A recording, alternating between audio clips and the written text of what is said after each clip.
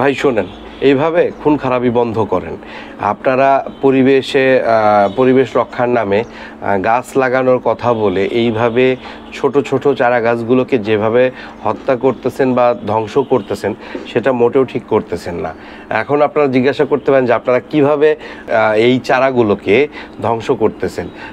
তো আমি বলি যে এখন আসলে আমাদের বাংলাদেশ কিংবা এই অঞ্চলের তাপমাত্রা গড়ে প্রতিদিন মোটামুটি 37 থেকে 41 ডিগ্রি তাপমাত্রায় থাকতেছে।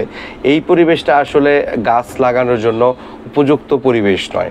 আর তার মধ্যে আপনি নার্সারি থেকে যখন গাছের চারাগুলোকে এনে কোথাও রোপণ করতেছেন, পরিবেশের তারতম্য এবং সঠিক পরিচর্যার অভাবে গাছগুলো, আপনি 10টা গাছ লাগালে সেখান থেকে সর্বোচ্চ 1টা কিংবা 2টা গাছ টিকবে, বাকি যে গাছগুলো নষ্ট হয়ে যাচ্ছে, তো সেই গাছগুলোকে আপনি ধ্বংস করতেছেন না। আপনি হয়তো জানেন যে জুন এবং জুলাই মাস হচ্ছে গাছের চারা রোপণের উত্তম সময়।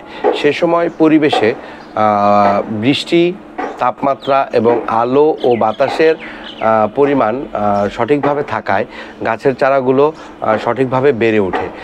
সুতরাং আমরা তাড়াহুড়া না করে আমরা সঠিক সময়ে গাছ লাগাই এবং গাছগুলোকে বেড়ে উঠতে সহায়তা করি। যদিও আমরা যারা বাঙালি আছি, একটু গরম কমে গেলেই অথবা একটু বৃষ্টি পড়লেই আমরা ভুলে যাব যে আমাদের পরিবেশ রক্ষার্থে আমাদের গাছ রোপণ করতে হবে, গাছের চারা রোপণ করতে হবে।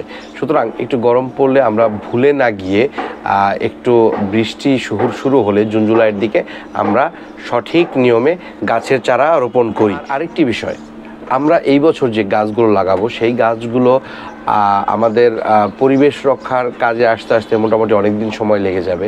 তো এর মধ্যে আমরা চেষ্টা করব যে আমাদের আশেপাশে থাকা গাছগুলো যেন আমরা না কাটি। আমাদের নগরায়নের প্রয়োজন আছে, তবে অবশ্যই সেটা পরিবেশ ধ্বংস করে নয়। আমরাও যদিও নগরায়নের প্রয়োজনে কোথাও হতে একটি গাছ কাটি, সেই জায়গাতে লাগাতে না পারলেও আশেপাশে যেন আমরা একটি গাছের পরিবর্তে অন্তত 3টি গাছ লাগাতে পারি, যাতে করে সেখানে 3টি থেকে একটি গাছ আমাদের টিকে যায়। সুতরাং আমরা আগামী 1-1.5 মাস পর থেকে বৃষ্টির সিজন শুরু হলে আমরা বেশি বেশি গাছ লাগাবো এবং অবশ্যই সেটা সঠিক নিয়ম মেনে সঠিক জায়গায় গাছ লাগাবো। ধন্যবাদ সকলকে।